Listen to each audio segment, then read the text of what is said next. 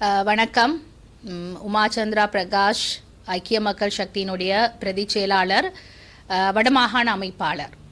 அந்த வகையில் இன்றைய தினம் நாங்கள் வடக்கு மாகாண உள்ளூராட்சி சபை ஆணையாளர் திருமதி தேவநந்தினி பாபு அவர்களை சந்தித்திருக்கின்றோம். முக்கியமாக அவரிடம் ஒரு கடிதம் ஒன்றை கையளித்திருக்கின்றேன்.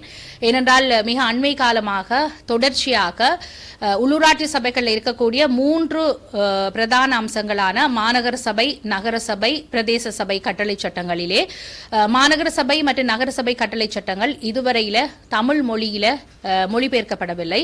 இது 1987 ஆண்டு உருவாக்கப்பட்ட கட்டளை சட்டங்கள். எனவே 2018 ஆண்டு கொழும்பு மாநகர சபை உறுப்பினராக நான் சென்ற வேளையில் தான் இது தொடர்பாக அப்பொழுது தேசிய நல்லிணக்க அரச கரும மொழிகள் அமைச்சராக இருந்த தற்போது பாராளுமன்றராக இருக்கக்கூடிய பாராளுமன்ற உறுப்பினர் கௌரவ மனோ கணேசன் அவர்களிடமும் அப்பொழுது உள்ளூராட்சி சபைகள் அமைச்சராக இருந்த கௌரவ ஃபைச முஸ்தபா அவர்களிடமும் ஏனைய அதிகாரிகளிடமும் வேண்டுகோள் விடுத்திருந்தாலும் இன்று வரை அதற்கான பலன் கிடைக்காத ஒரு சூழ்நிலையில் 2025 ஆண்டு மீண்டும் கொழும்பு மாநகர சபை உறுப்பினராக கடந்த மாதம் எங்களுடைய செயற்பாடுகளை ஆரம்பிக்கும் போது பல அதிகாரிகள் சம்பந்தப்பட்ட பொறுப்பு வாய்ந்தவர்களுக்கு வேண்டுகோளை விடுத்திருக்கிறார். அதே நேரத்தில் கட்சியினுடைய பிரதி செயலாளராக வடக்கு கிழக்கு மலையக மாவட்டங்களில் எங்களுடைய அரசியல் செயற்பாடுகளை முன்னெடுப்பவள் என்ற வகையில் வடமாகாணத்தினுடைய உள்ளூராட்சி சபை ஆணையாளரிடம் இன்று எங்களுடைய விண்ணப்ப கடிதத்தை ஒப்படைத்திருக்கின்றேன். வடக்கு மாகாணத்தில் எங்களுடைய ஐக்கிய மக்கள் சக்தி உறுப்பினர்கள் உட்பட தமிழ் பேசக்கூடிய உறுப்பினர்கள் தங்களுடைய சபை நடவடிக்கைகளை ஒரு உறுப்பினராக இருந்து கொண்டு செல்வதற்காக அவர்களுக்கு தேவைப்படுகின்ற மாநகர சபை, நகர சபை கட்டளை சட்டங்களை தமிழ் மொழியில் பெற முடியாமை அவர்களுக்கு பலத்த சிரமத்தை கொடுப்பதோடு அவர்களுக்கான எங்களுக்கான மொழி உரிமை மறுப்பாக நாங்கள் பார்க்கின்றோம் என்ற ஒரு கருத்தையும் அவர்களிடம் சொல்லியிருக்கின்றேன். எனவே இது தொடர்பாக வெகு விரைவில் சம்பந்தப்பட்டவர்கள் நடவடிக்கை எடுத்து மாநகர சபை, நகர சபை கட்டளை சட்டத்தை தமிழ் மொழியில் கொடுப்பார்கள் என்று நம்புகின்றோம்.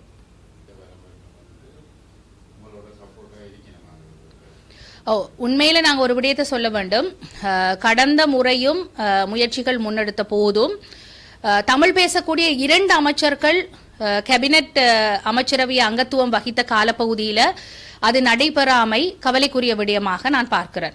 நல்லாட்சி தந்த 2 அமைச்சர்கள். ஆனால் இந்த விடயம் தொடர்பாக கொழும்பு மாநகர சபையினுடைய முதல்வர், பிரதி முதல்வர், அதே நேரத்தில் மாநகர சபையினுடைய ஆணையாளர், செயலாளர் ஆகியோர் கவனத்தில் எடுத்திருப்பதோடு கொழும்பு மாநகர சபையினுடைய முதல்வர், பிரதி முதல்வர்கள் அவர்கள் தேசிய மக்கள் சக்தியை அங்கத்துவம் வகிக்கக்கூடியவர்கள். அதுவும் குறிப்பாக பிரதி முதல்வர் திரு ஹேமந்த் அவர்கள் நீதி அமைச்சரை நேரடியாக தொலைபேசி வழியாக தொடர்பு கொண்டு என்னிடம் பேசி நீதி அமைச்சர் எனக்கு ஒரு உத்தரவாதத்தை கொடுத்திருக்கின்றார். வெகு விரைவில் இந்த கட்டளை சட்டங்களை தமிழ் மொழியிலே மொழிபெயர்ப்பதற்கான கேபினெட் பத்திரத்தை சமர்ப்பிப்பேன் என்ற ஒரு உத்தரவாதத்தை கொடுத்திருக்கின்றார் பிரதி மேயருடைய தொலைபேசி ஊடாக.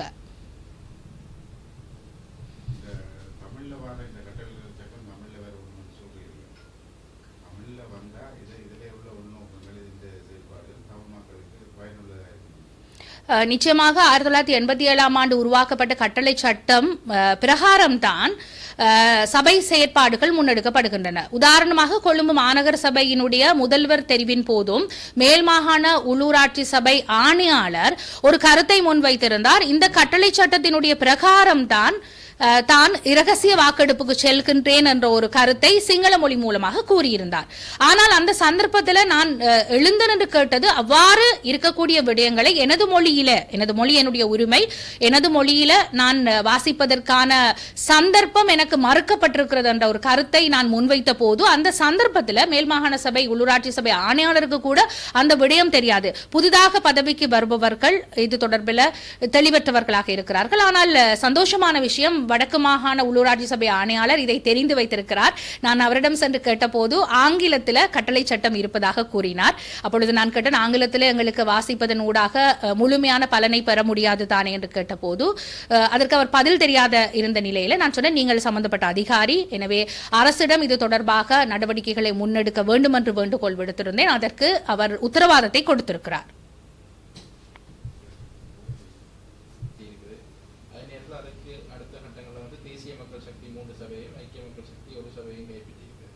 இந்த நிலையில வடக்கு மாகாணத்துல ஐக்கிய மக்கள் சக்தி இந்த வாக்கு வங்கி என்பது குறையுது. நிச்சயமாக இல்லை. ஜனாதிபதி தேர்தலிலே எங்களுக்கான வாக்கு வங்கி என்பது வேறு, அதுபோன்று பாராளுமன்ற தேர்தலிலே எங்களுடைய வாக்கு வங்கி இருக்கிறது. உள்ளூராட்சி சபைகளில் பொதுவாக ஒரு விடயத்தை நாங்கள் சொல்ல வேண்டும்.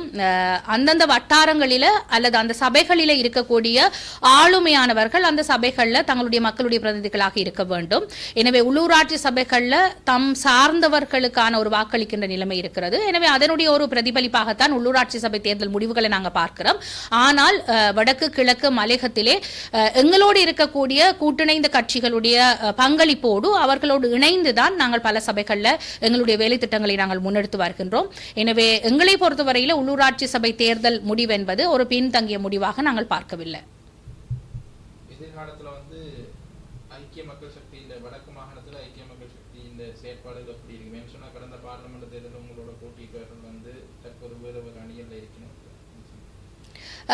எங்களை பொறுத்தவரையில் 2020ஆம் ஆண்டு ஐக்கிய மக்கள் சக்தி முதலாக ஜனாதிபதி தேர்தல், அதை தொடர்ந்து பாராளுமன்ற தேர்தல் ஊடாக ஒரு புதிய கட்சியாக மக்களுக்கு அறிமுகமான கட்சியாக நாங்கள் பார்க்கின்றோம். மக்கள் நன்கு அறிந்த அதே நேரத்தில் நன்கு அங்கீகரிக்கக்கூடிய ஜனநாயக ரீதியான ஒரு கட்சியாக நாங்கள் ஐக்கிய மக்கள் சக்தியை பார்க்கின்றோம். எனவே கட்சி தொடர்பான எதிர்கால நடவடிக்கைகள் தலைவர் பொதுச் செயலாளர் உள்ளடங்கலான எங்களுடைய சிரேஷ்ட உறுப்பினர்கள் அதற்கான திட்டங்களை வழிவகுப்பார்கள். ஆனால் வடக்கு மாகாணத்தில் எங்களுடைய அரசியல் செயற்பாடுகள் வளமை போன்று நடைபெறும். அதில் எந்தவித ஐயப்பாடும் இல்லை. ஆனால் ஒரு விடயத்தை நாங்கள் சொல்ல வேண்டும். ஏனென்றால் எங்களுடைய உரிமை சார்ந்த அரசியல், அபிவிருத்தி சார்ந்த அரசியலை ஒருபோதும் வடக்கில் நாங்கள் விட்டுக் கொடுக்க தயாராக இல்லை.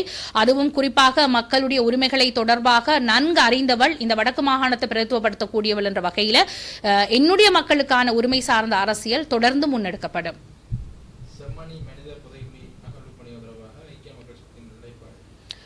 ஐக்கிய மக்கள் சக்தியினுடைய நிலைப்பாடு, அதனுடைய கட்சியினுடைய பிரதி செயலாளர் என்ற முறையில், வடக்கு மாகாண பிரதான அமைப்பாளர் என்ற முறையில் பாதிக்கப்பட்ட மக்களுக்கு சர்வதேச நீதி கோரி அதற்கான ஒரு போராட்டம் முன்னெடுக்கப்பட்ட போது அந்த போராட்டத்தில் கலந்து கொண்டு அந்த கடிதத்திலையும் நான் என்னுடைய கையொப்பத்தை இட்டிருக்கின்றேன். இன்றும் சொல்கின்றேன், யுத்தத்தால் பாதிக்கப்பட்டவர்கள் நாங்கள். எனவே சர்வதேச தீர்வு என்பது என்னுடைய எதிர்பார்ப்பு. அந்த கட்சி சார்ந்தும் நான் அதை சொல்கின்றேன்.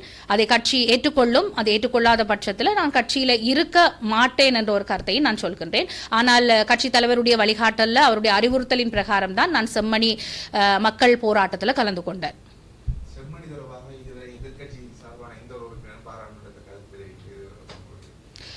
நிச்சயமாக இது தொடர்பான தகவல்கள் முறையாக எதிர்க்கட்சி தலைவருக்கு அறிவிக்கப்பட்டுக் கொண்டிருக்கிறது. வடக்கு மாகாணத்தில் இருக்கக்கூடிய எங்களுடைய அமைப்பாளர்கள், எங்களுடைய ஏனைய பிரதிநிதிகள் ஊடாக நிச்சயமாக பாராளுமன்றத்தில் எதிர்க்கட்சி தலைவர் சஜித் பிரேமதாஸ் அவர்களுடைய கருத்து வெகு விரைவில் பதிவு செய்யப்படும்.